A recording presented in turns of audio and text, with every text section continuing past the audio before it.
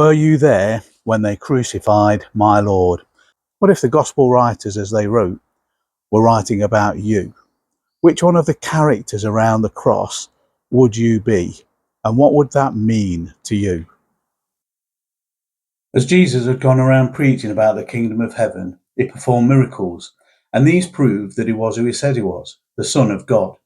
We read of individuals coming to him with either a plea to be healed themselves or asking on behalf of someone else.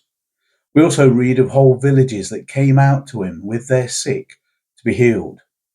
Surely, in the crowd around the cross, there was a blind man who could now see, a deaf man who could now hear, a mute who can now speak, someone who'd been paralysed but could walk to where the cross was themselves, a socially distanced leper who is now cured and rubbing shoulders with people who once would have crossed the street to get away from him.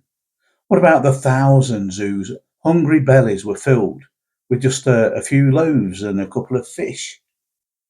Where were all the witnesses to these things now, these remarkable events, these miracles? Just a week before, he had raised Lazarus from the dead. Surely you can't forget something like that. Where is their voice? Did not one of them think to say, hold on, that's him. That's the man who cured me. Look at my once shriveled hand. Look at the way I'm walking where I couldn't walk before. My complexion has no scars from the leprosy. Stop. You can't do this. He is who he says he is. He's done no wrong, only good. But no one said a word. Not one of them. The healing made them famous for a while. There was a lot of kudos, no doubt, with their after-dinner stories of their before and after. But where were they now, when things might be a bit tricky for them? It is difficult to stand up and be counted when it might mean you'll be persecuted. Does your face fit there? The church people met a need, and now you're satisfied you know where to be found. Perhaps you were all in for Jesus at one point and even known amongst the churches.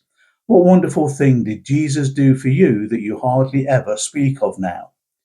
There's a new crowd that you run around with, and the life you now have would make any God talk a little bit awkward.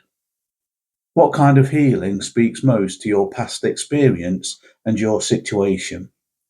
What did Jesus save you from at one point that you never really have time to talk or think about now? What did his people give you that at the time you were grateful for, but now it's long forgotten? Consider if one of the healed is your face in the crowd.